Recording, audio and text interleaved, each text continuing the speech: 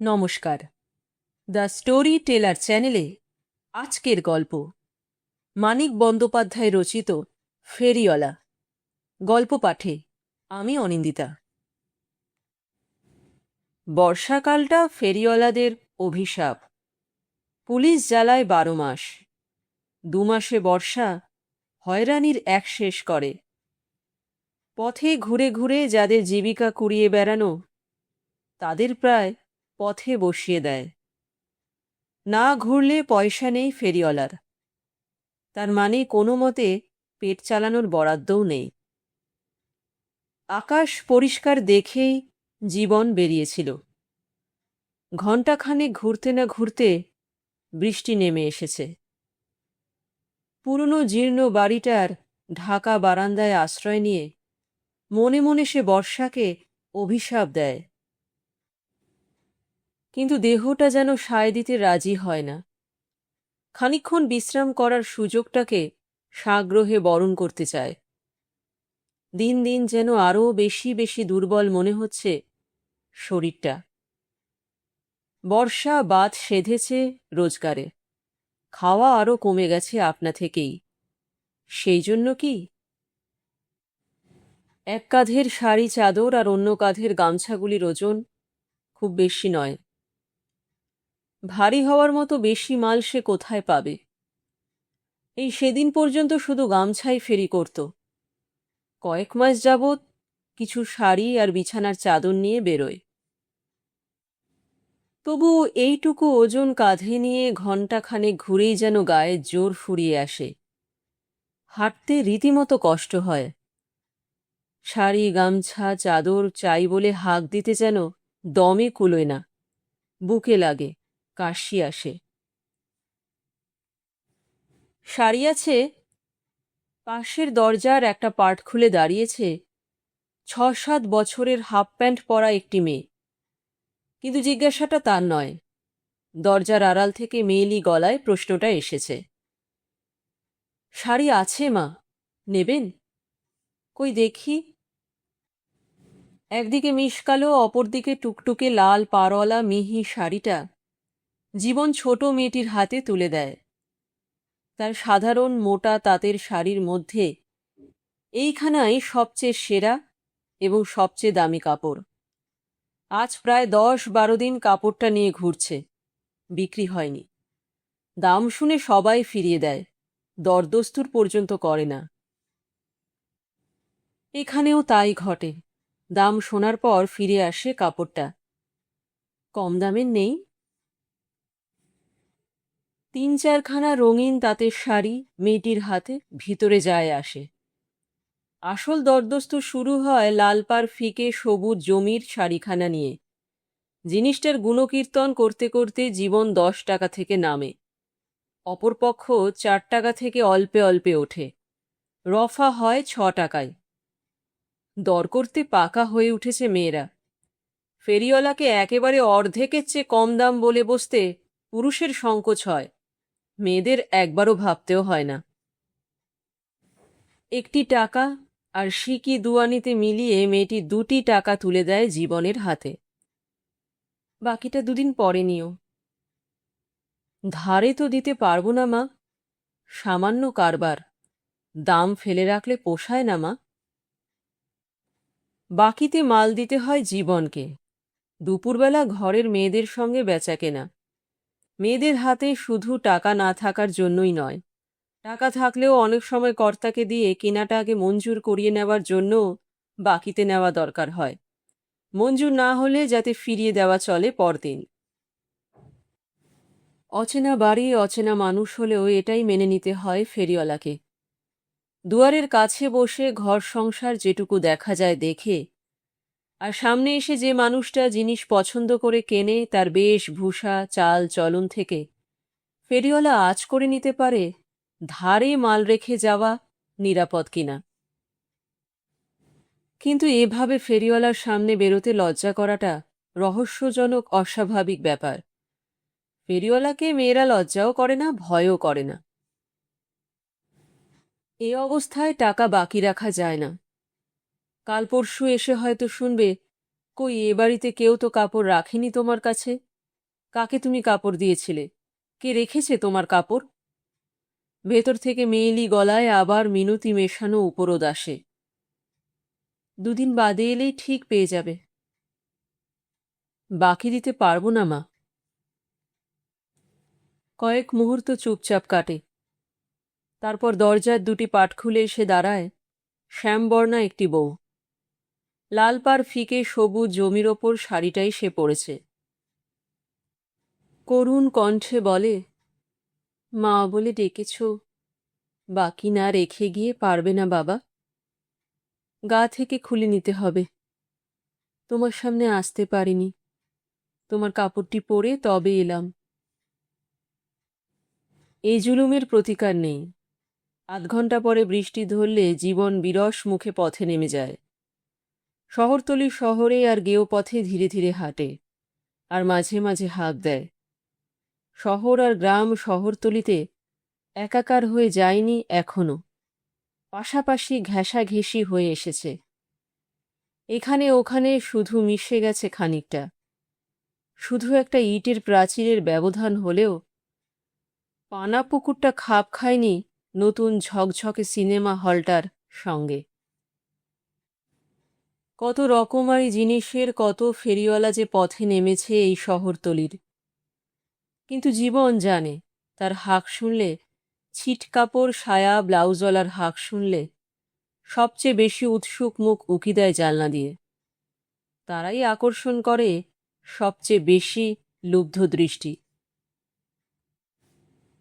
সন্ধ্যার আগে শ্রান্ত অবসন্ন দেহে জীবন শহরতলির সীমান্তে তার ঘরের দিকে পা বাড়ায়। অ্যালুমিনিয়ামের বাসনের ঝাঁকা মাথায় একজন এগিয়ে আসছিল তারই মতো শ্রান্ত পায়ে। দাঁড় করিয়ে জিজ্ঞাসা করে, শাড়ির কেমন দাম ভাই? 13-14 জোড়া হবে। 13-14? 11 টাকার নিচে নেই। সে নীরবে পাশ কাটিয়ে এগিয়ে যায়। বিনা সাগ্রহে জিজ্ঞাসা করে, কিরকম হলো? সুবিধের নয়। প্রায় ছেঁড়া ন্যাকড়া হয়ে গেছে বিনার কাপড়টা। ঘরে সে এটাই পরে। চৈতন্যবাবুর বাড়ি খাটতে যাওয়ার সময় একমাত্র সম্বল একখানি আস্ত কাপড় সে সযত্নে তুলে রাখে, টেনে টুনে যতদিন চালানো যায়। গামছার শাড়ি আর চাদরের বোঝা নামিয়ে জীবন চৌকিতে শটান শুয়ে পড়ল। বিনা ভূমিকা শুরু করে দেয়, শুনলে তো তুমি রাগ করবে, কিন্তু কি করব বলো, উপায় ছিল না। অ্যালুমিনিয়ামের একটা হাঁড়ি কিনেছি ফেরিওয়ালার কাছে। একটু থেমে বলে, আগের হাঁড়িটা ফুটো হয়ে গেছে কদিন। তোমার রকম সকম দেখে আমি বাবু বলতে ভরসা পাইনি। ভাত তো রাঁধতে হবে। মাটির হাঁড়িটাতে চাল রাখতাম, কদিন সেটাতে ফুটিয়েছি, আজ সকালে সেটাও ফেঁসে গেছে। জীবন কিছু বলে কিনা শোনার জন্য খানিকটা থেমে আবার বলে, একটু চালাকি করে বাকিতে রেখেছি। ওইটুকু হাঁড়ি, তার দাম 7 শিকে। দরদস্তুর করে 5 শিকে রাজি করালাম। তা 5 শিকে পয়সাই বা দিই কোত্থেকে? বললাম ফুটো ফাটা আছে কিনা দেখে কাল দাম দেব। কিছুতে বাকি দেবে না। কি করি? উনুনটা ধরেনি তখনও ভালো করে। হাঁড়িটা চটপট মেজে জল আর চাল দিয়ে ধোয়ার মধ্যেই চাপিয়ে দিলাম। ভেতরে ডেকে এনে দেখালাম। বললাম, কি করি বলো? উনুনে চাপিয়ে দিয়েছি। ধারে না দিলে উনুন থেকে নামিয়ে নিয়ে যেতে হয়। গজর গজর করতে করতে চলে গেল। নতুন হাঁড়িতে ভাত রান্না হয়েছে। ভাতে কি একটু নতুনত্ব লাগবে? বোটকা গন্ধটা একটু কেটে যাবে? ঠান্ডা হয়ে আস্তে আস্তে করকরে হয়ে যাবে না? অবসাদ কল্পনাতেও কেমন ছেলে মানুষই রং লাগিয়ে দেয়। বাচ্চা দুটোর সঙ্গে বসে ঢ্যাঁড়স চচ্চড়ি আর ডাল দিয়ে ভাত খেয়ে জীবন ঘুমিয়ে পড়ে। সকালে মুষলধারে বৃষ্টি শেষ রাত্রে নেমেছে। টুপটাপ জল পড়ে পড়ে ঘরের ভিতরটা অর্ধেক ভেসে গিয়েছে।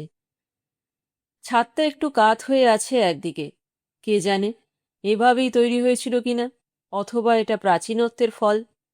ধসে পড়ুক আর যাই হোক, ভাগ্যে ছাদটা একটু কাত করা। পাশে জল চুইয়ে এলেও সরাসরি ঝরে না পড়ে ছাদ বেয়ে খানিকটা গড়িয়ে গিয়ে ঝরে, তাই চৌকিটা রক্ষা পায়। রক্ষা পায় ছেঁড়া তোশক, বালিশ, জামা কাপড়ের সঙ্গে নতুন শাড়ি, চাদর, গামছা আর বাচ্চা দুটো। জীবন ভেবেছিল খুব ভোরে বেরিয়ে পড়বে, মাল নিয়ে সরাসরি গিয়ে বউটির স্বামীকে পাকড়াও করে কাপড়ের বাকি দামটা আদায় করে ছাড়বে। কিন্তু সব দিক দিয়ে শত্রুতাই যদি না করবে, তবে আর বর্ষাকাল কিসের? কে জানে সারাদিনে আজ এ বৃষ্টি ধরবে কিনা। বিনা গোমরা মুখে বলে, এর মধ্যে কি করে কাজে যাই, কামাই করলে গিন্নি আবার খেপে যায়। বিনার গায়ের রং শ্যাম, হাজায় হাজায় হাত আর পায়ের আঙুলগুলো সাদা হয়ে গেছে। দেখলে মনে হয় হাতে পায়ে বুঝি মরণ দশার পচন ধরেছে।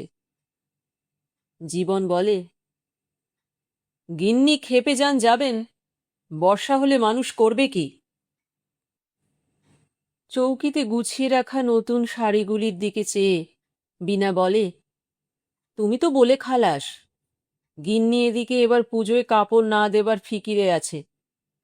পরশু একবেলা কামাই করলাম, তাতেই শাসিয়ে দিয়েছে, কামাই করলে পুজোর কাপড় পাবে না বাছা, বলে রাখলাম। না দেয় না দেবে, আমরা ভিখিরি নই। ভিখিরি কিসের? সব ঝি পায়, সারা বছর কাজ করলেই দুখানা কাপড় দিতে হবে। জীবন মৃদু হেসে বলে, এ তো আগের নিয়ম গো, এবার কজনে পায় দেখো। নিয়ম বলে কিছু আছে দেশে? নইলে লেখাপড়া শিখে গামছা ফিরি করি, তোমায় ঝিগিরি করতে হয়। বিনা নিঃশ্বাস ফেলে বলে, জানো, ওরা টের পেয়েছে, তুমি আমায় অন্য বাড়ি খাটতে দেবে না, নইলে এত তেজ দেখাতে সাহস পেত না। অন্য ঝিরা কথায় কথায় কাজ ছাড়ছে, আজ এ বাড়ি কাল ও বাড়ি করছে। মুখ আবেদনের ভঙ্গিতে বিনা চেয়ে থাকে, কিন্তু জীবনের কাছ থেকে কোনো সাড়া শব্দ মেলে না। অন্য ঝিদের মতো এ বাড়ি ও বাড়ি কাজ করে বেড়াবার অনুমতি সে বিনাকে দিতে পারবে না। ঘরের কাছে হারাধনবাবুর বাড়ি, বুড়ো হারাধন ছাড়া দ্বিতীয় পুরুষ নেই। বউকে এখানে কাজ করতে দিতে হয়েছে, তাই যথেষ্ট, তাকে পুরোপুরি ঝি বানিয়ে আর কাজ নেই। অঘোরের 8 বছরের ছেলে ভোলা এসে বলে, বাবা একটা বড় গামছা চাইল, মাসকাবারে দাম দেবে। ধারে দিতে পারবো না। ভোলা ফিরে যায়, আবার এসে গামছার দামটা জিজ্ঞাসা করে যায়। তারপর কোমরে ছেঁড়া বিছানার চাদর জড়িয়ে অঘোর নিজেই আসে, বলে, জানো হে জীবন, বন্ধুর দোকানে চিরকাল বাকিতে গামছা কিনেছি, আজ বিপাকে পড়ে তোমার কাছে নগদ দামে কিনতে হলো। গামছা পর্যন্ত চুরি যায়, তাও 1 মাসের ওপর ব্যবহার করেছি। চুরি গেছে?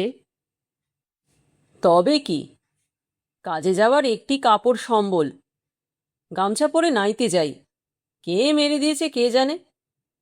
আমার গামছা ব্যবহার করে তোরও যেন গেটে বাত হয় বাবা। ভাবলাম দুত্তরই ন্যাংটো হয়েই নাইতে যাই, তা কেমন লজ্জা করতে লাগলো।